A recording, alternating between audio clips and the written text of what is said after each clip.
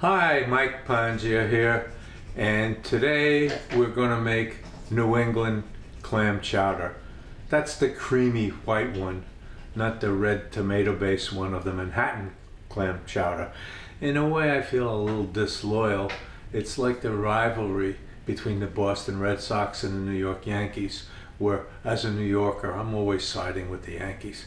However, in the issue of clam chowder, when we compare Manhattan clam chowder, the tomato-based one, with New England clam chowder, the cream-based one, I like the New England one better. Sorry, I hope that doesn't make me a bad person. Here are the ingredients we'll use to make our New England clam chowder. And here are the instructions for making the chowder. Why don't you print them out so you have them as a reference?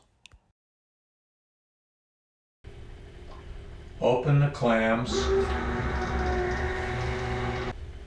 and drain the juice out of them. Reserve that for later. Peel the potatoes. Then cut them into a dice around a 1/2 inch square. That's about 13 millimeters.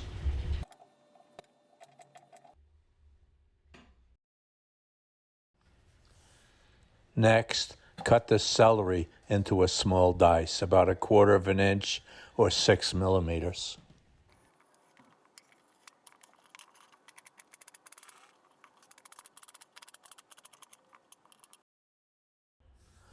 Likewise, the onion must be minced to about 1/4 inch or about 6 millimeters.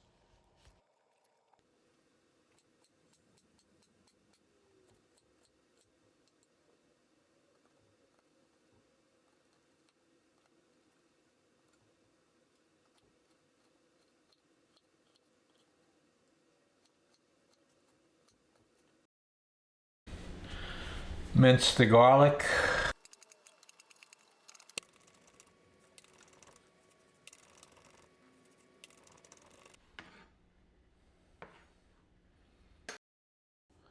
Let's make some chowder. Cook the bacon until it's crisp.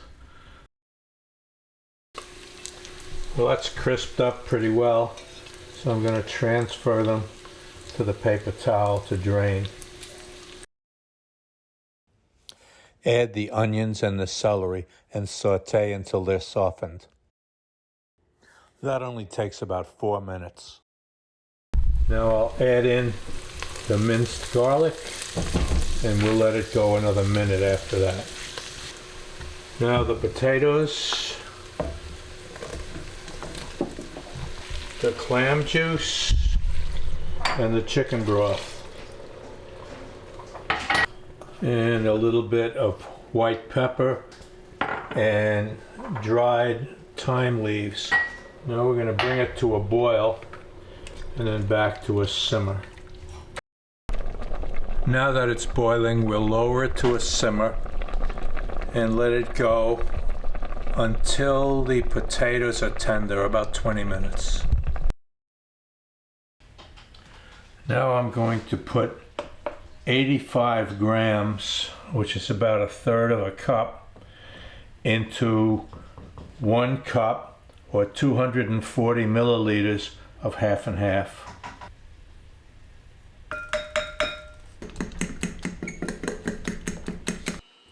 Using the hand mixer to make sure it's smooth. Now we'll stir in the flour and 50/50 mixture. And we're going to look for this whole thing to thicken in about 2 minutes. Well, it looks like it's thickened pretty well. So we're coming up on the last step, which is to add in the clams and the remaining 50/50.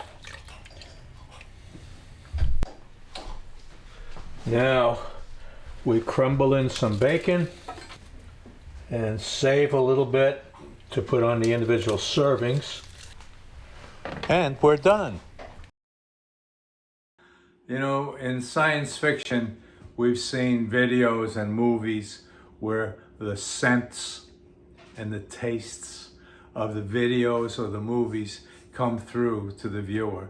I wish we had that, because this chowder is so good, so nice. I don't know what I can say to convince you to try it, to make it. It's not awfully difficult.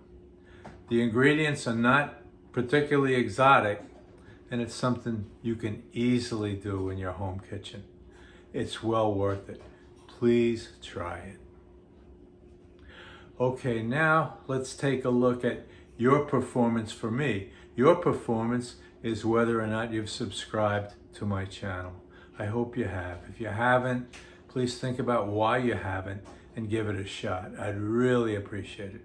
Perhaps equally important is sharing this video with your friends, relatives, neighbors, acquaintances that you think might be interested in food and cooking and the kinds of things I present in my videos.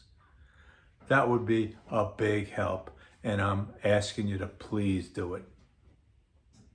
Okay, thanks again for watching, and I look forward to seeing you again next time.